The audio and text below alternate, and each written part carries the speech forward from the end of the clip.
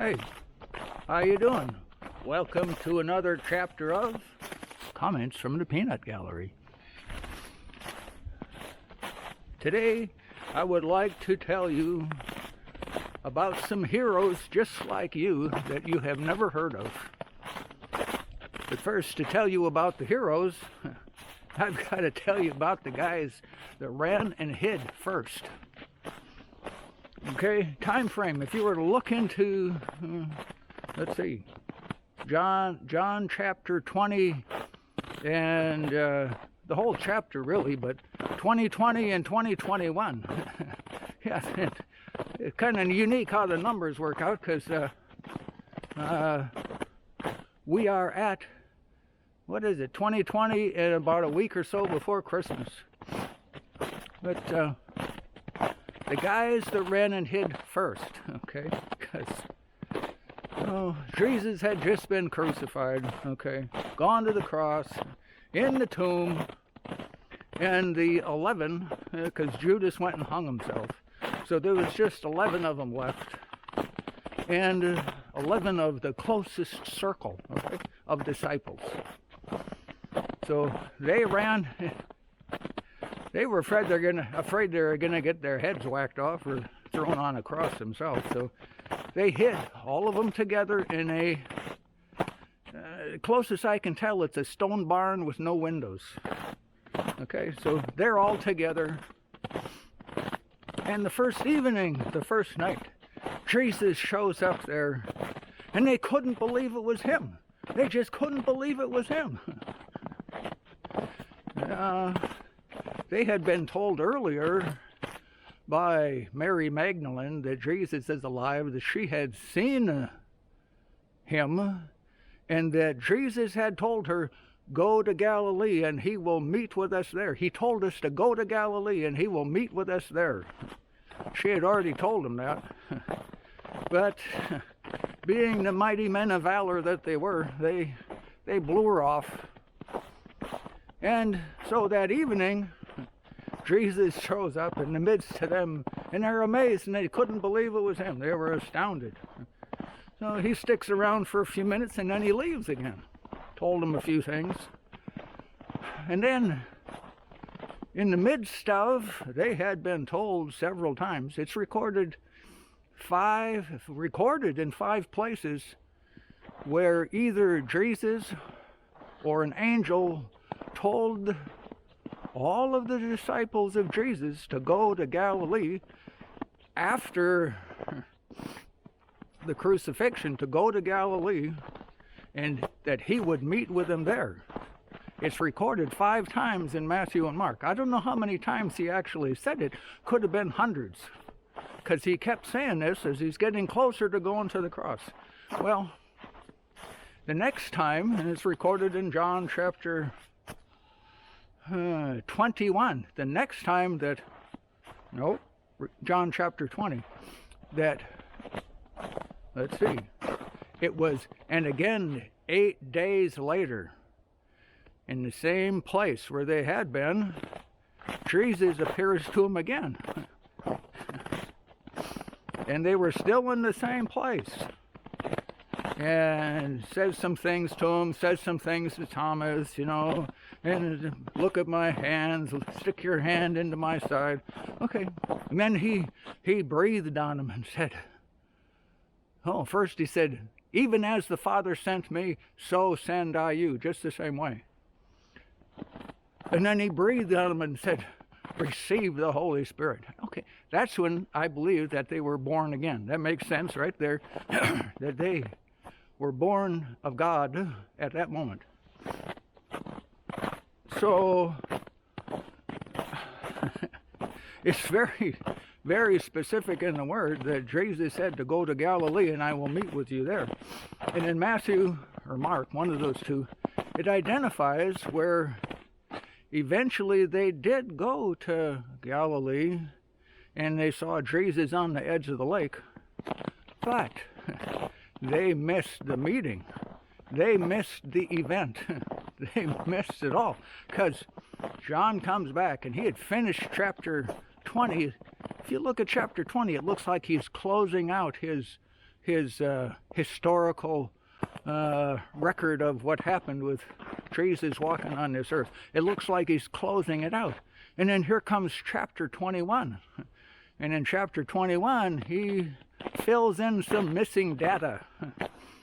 See, if you had been there at that time, and Jesus, well, let's see, either he told you ahead of time or told you face to face, but it would probably be that somebody came and told you, he's alive, I saw him. And he said to go to Galilee and we're to meet with him there. Remember what he told us before? You know, he told you, he told me, he told us before that after he's risen to go to Galilee and we'll see him there. Well, the 11 didn't go, but there was thousands that did go. Paul references them. They're referenced in the book of Acts. And what is it? I'll have to find it and put it on the screen. I don't want to tell you wrong and have to. But over 500 brethren, plus all the women and kids, because they didn't count women and kids then. They didn't count. Not when it's counting numbers, counting how many, but there was over 500 brethren that saw him all alive at the same place after he was raised from the dead. It's the most strategic planning event that I have ever come across in history, because it had all sorts of effect. Because those are the heroes, just like you, that change the world. So what happened? So the 11 didn't go. And how do I know they didn't? Because after 8 days, it says in John that after 8 days, Jesus appeared to him again in the same place. And John is very specific in his record. This is the first time he showed himself alive unto the 11, the evening of the first day when he was raised from the dead. The second time was again in the same place 8 days later. That's the second time they saw him. And the third time that they saw him was on the shore of the lake Galilee. Okay? That's where they saw him the third time. But the meeting that they missed, where they were hiding in the stone barn, that had already come and gone by the time Jesus appeared to him the second time. So, who went?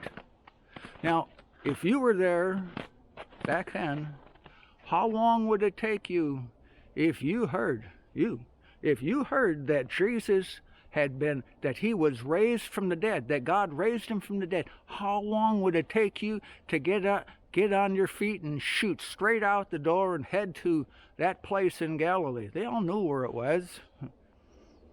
Galilee's about 60 miles from Jerusalem. Would have taken them 2 days to get there.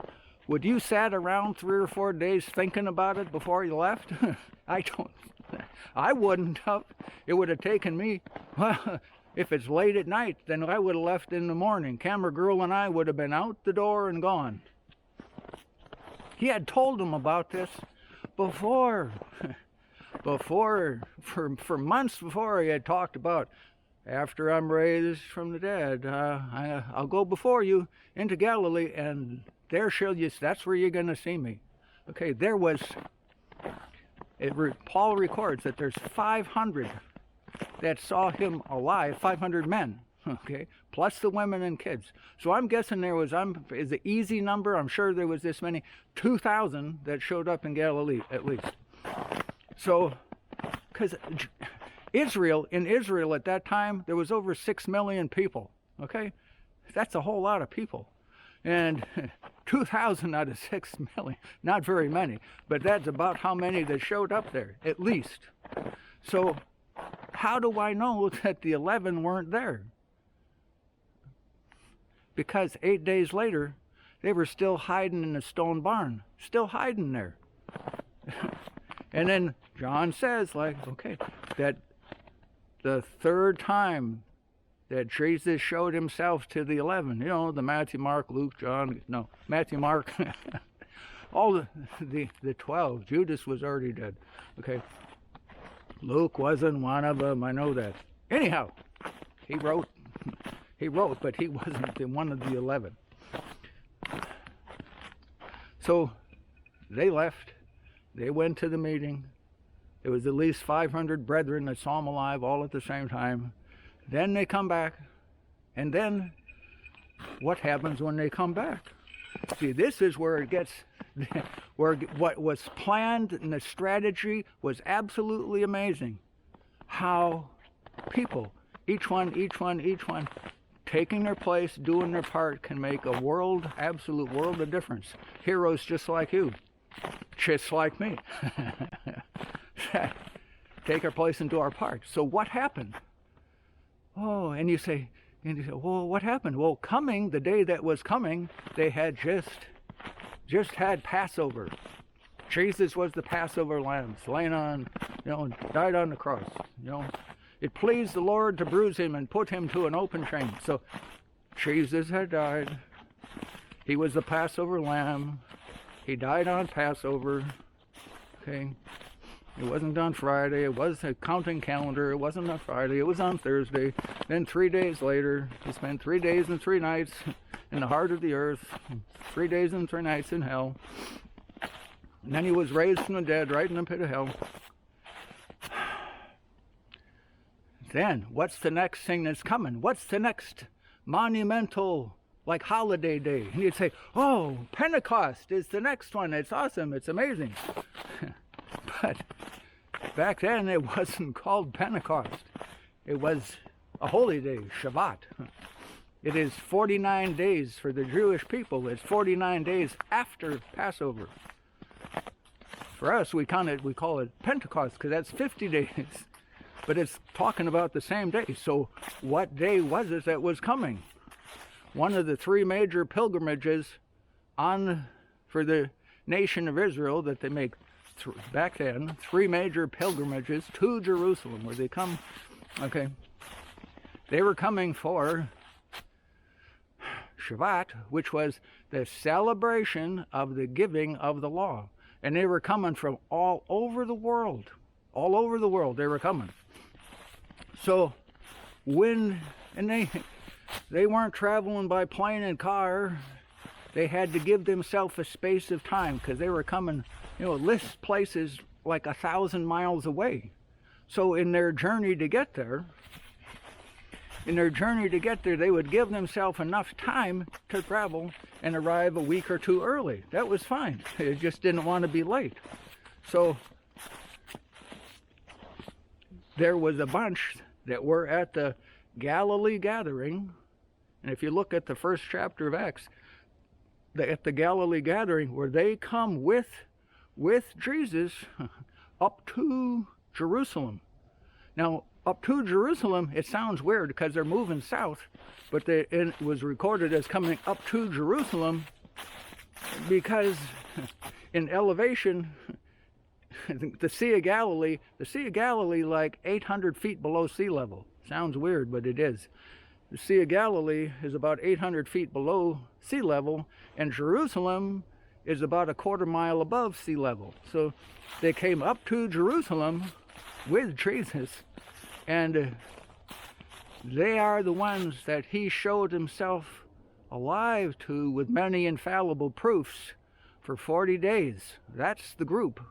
That's the ones that went to Galilee that saw him there. And what did they do? I'll tell you what they did. Because they are the ones who came up with him from Galilee to Jerusalem.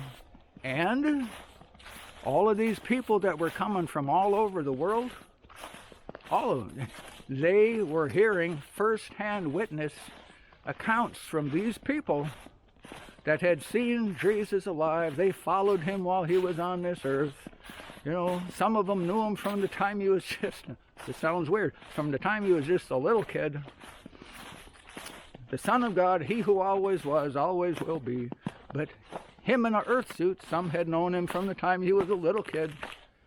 And they came up from Galilee to Jerusalem, and all of these people coming into town heard from eyewitness account. Now, how is this so strategic? Well, if you look at like a case, like in a court of law,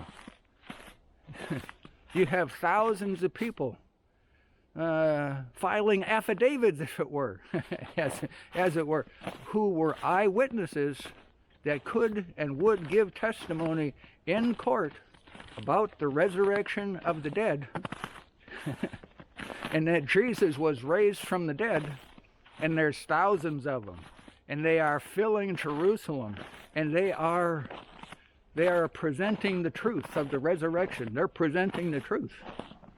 Thousands of them. So can you, if you were an illegal, no, if you were trying to spread a false narrative, could you take them into court and say, you're lying? I said, no, I'm not lying. I was there, I saw him. And so did this one, and so did this one, and so did this one. There's hundreds of us. There's thousands of us that saw him alive after the resurrection. What did that do? It made it so it was absolutely impossible just to kill the 11 that were still alive and to put a stop to this nonsense. It made it impossible to do that. There was thousands and thousands of witnesses that knew the truth. They knew the truth and they ran with it. That's really important. Thousands of people that knew the truth, eyewitnesses to what had happened. There was no way to shut it down. There was no way to stop it. And those people, they wouldn't stop. If I was there, I wouldn't have stopped. You wouldn't stop. You wouldn't shut your mouth just because they said, you're lying. So there was thousands of witnesses that kept, I'll say the 11 from getting executed or whacked off, that presented the gospel then to all of these people coming into Jerusalem. And you see, Peter then, on the day of Pentecost, when the day of Pentecost was fully come, and all of the stuff that happened in there, and speaking in tongues, and flames of fire, and all of this stuff, the Holy Spirit settling on people, it was amazing. It was awesome. It was really, really pretty cool. But you have Peter then stand up, and he talks to the people from the balcony, and there's thousands that get saved. How could they just hear and know that fast? Because you can't just plant a seed and get a harvest the same day. It doesn't work that way. Those people had heard the gospel they'd come from all over the world, spoke many different languages. They'd come from all over the world, all over the world, thousands of miles away, okay. Different languages. They gather in Jerusalem. They hear of the gospel as Peter, not Peter, he's talked to them later, but from all of those people for weeks that had seen Jesus after he was raised from the dead. Those people that came up with him from Galilee onto Jerusalem, those that gathered at that Galilee gathering, those that heard from Mary Magdalene and others. Yeah, Mary Magdalene. Mary was from the town of Magdala. Okay, that's why she calls Mary Magdalene. She's from the town of Magdala. It's the westernmost town on the Sea of Galilee. That's where she was from. Because there was a bunch of Marys, and they had to keep them. Which one are you talking about? So from Mary Magdalene and others, probably Joanna and others, that they had heard, he is risen. And he said, go to Galilee, and he will meet with us there. They go to Galilee. They hear him. And this is within 2 or 3 days, like you. You would have got there within 2 or 3 days. It takes 2 days to get there. 60 miles. You can walk 30 miles a day if you're pushing it. So they go, they see him, they come back with him. He shows himself alive with many infallible proofs to that whole bunch, the thousands, like 2,000 of them, shows himself alive with many infallible proofs for 40 days. And then it's the day of Pentecost. But they were expecting the celebration of the giving of the law. That's what they came to Jerusalem for. You know, the 10 Commandments. They were there to celebrate the giving of the law. And they got Pentecost instead. I like Pentecost better than the celebration of the giving of the law. But So the strategic planning, the amazingness, where Peter could then stand up and he just like you, just like me, he talks about Jesus, talks about things that, happened, things that he knew, things that were true. He tells them about that. And thousands, what was it, 3,000 or 5,000? And I don't know if they're counted the women and kids again, but there was a bunch of them, thousands that got born again right then. But they had the seed of the word planted in the garden of their heart days and weeks before by the eyewitnesses, the thousands of them, that there's no way that they could stop this, like I say, just by killing a few guys. Couldn't do it just by killing a few. It was impossible. The cat was out of the bag. Jesus is raised from the dead. You couldn't stop it. People just like you, just like me, proclaiming the truth, and they changed the world. Changed the world. They as they went back, and it was so amazingly like a masterfully planned, it was a masterfully planned military event. Well, you could say it was a military event because God set it up in order, and he had all of this stuff. But the step of following it out, each person, and they go to Galilee, they see him, they come back, and they present the gospel to all of these people. And all of those people then, from all over the world, here's the oddity. They had heard these people from Israel speaking one language. Okay? They spoke another language. And when they were talking the other language, when somebody else is speaking another language and you can't tell what they're saying, they could call you a butthead and you wouldn't know it. They could call you a frog face, whatever. They could call you a dog-faced pony show soldier. And if they said it in another language and they're looking at your face and they're going, no, he don't know a thing of what I'm saying. I just called him a dog-faced pony soldier. Or her.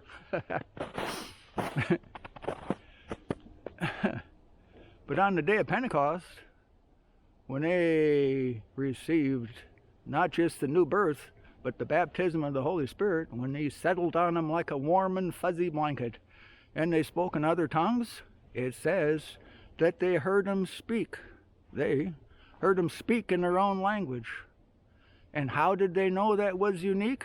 Because they had talked with him for days and weeks. And they knew that they didn't know the language that they were now speaking. So the confirmation of all sorts of stuff, the impossible things made possible by God. It was the most strategic planning event in all of history.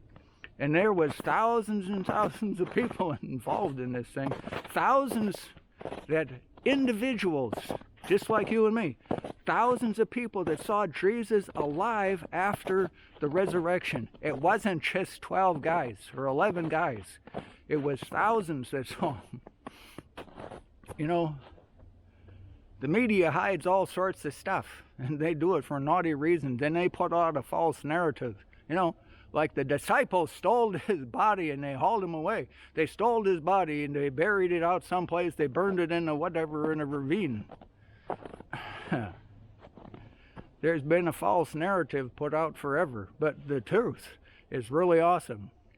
And those that did what they did, the heroes that you never heard of, just like you and me, taking our place, doing our part, you're awesome. One of God, kids, the new birth, the DNA of God in you, you're awesome. There you go. Enjoy the journey.